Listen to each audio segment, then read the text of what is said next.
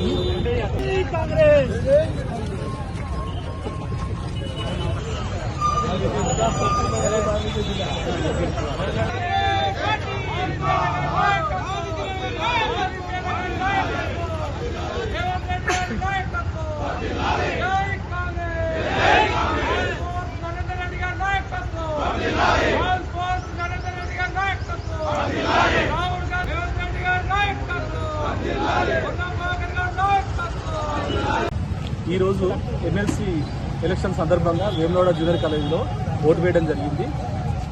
ప్రశాంతంగా ఓటు వేయడం జరిగింది. మాకు అన్ని సౌకర్యాలు కూడా చక్కగా కల్పించారు.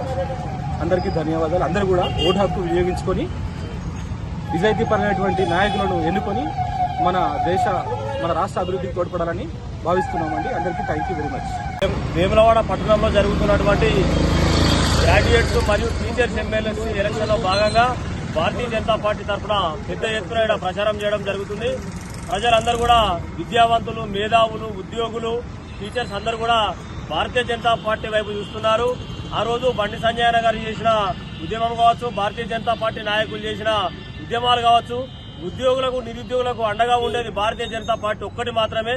భాగంగా మరి భారతీయ జనతా పార్టీ బలపరిచినటువంటి అభ్యర్థుల గెలిపే లక్ష్యంగా ఇవాళ ఎక్కడ చూసినా కూడా ఉమ్మడి 4 జిల్లాలలో, అది కరీంనగర్, ఆదిలాబాద్, నిజామాబాద్, మెదక్ లో పెద్ద ఎత్తున ట్రెండ్ భాజపా వైపు, భాజపా అభ్యర్థులు గెలిచే వైపు కొనసాగుతా ఉన్నామని చెప్పేసి ఎక్కడికక్కడ మరి సమాచారం వస్తా ఉంది. రాబోయేటువంటి రోజులలో ప్రపంచంలో నంబర్ 1 గా ఎదగాలి, అది మోడీ గారి నాయకత్వంలో సాధ్యమవుతుందని చెప్పేసి మా మేధావులందరూ కూడా భారతీయ జనతా పార్టీకి మద్దతు పలుకుతున్నట్టు సందర్భంలో మరి వేములవాడ భారతీయ జనతా పార్టీ పక్షాన మరి మద్దతుదారులందరికీ, మేధావులందరికీ, నిరుద్యోగులందరికీ, ఉద్యోగస్తులందరూ కూడా శిరస్సు వంచి నమస్కారాలు తెలియజేస్తా ఉన్నాను. ఎమ్మెల్సీ ఎన్నికల్లో నేడు జరుగుతున్నటువంటి పోలింగ్ సరళిని బట్టి చూస్తుంటే పట్టభద్రులందరూ కూడా ఈ ప్రభుత్వానికి ఆశీర్వాదం ఇస్తున్నట్టుగా, నరేంద్ర రెడ్డి గారి మద్దతుగా సీరియల్ నెంబర్ 2లో మొదటి ప్రాధాన్యత ఒకటో నెంబర్ వేస్తూ వస్తున్నట్టుగా పట్టభద్రులు చెప్తున్న అంశం బట్టి తెలుస్తా ఉంది.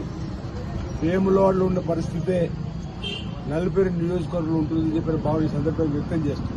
వైపు పట్టభద్రులందరూ కూడా ఆలోచన చేయండి. అభివృద్ధితోటి ఈ రాష్ట్ర ప్రభుత్వం ఇచ్చిన అవకాశాన్ని తీసుకుని మీరు ముందుకు పోతుంటే మతాన్ని అడ్డుపెట్టుకుని గెలవాలని చేసే ప్రయత్నం చూస్తున్నటువంటి సందర్భం కూడా మీరు గమనించారు.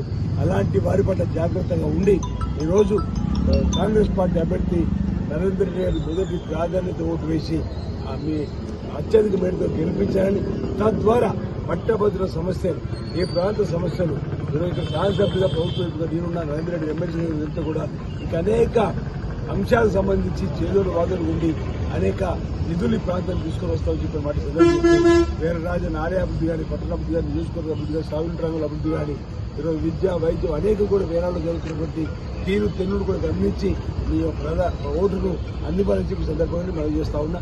అందరికీ పేరు నమస్కారం.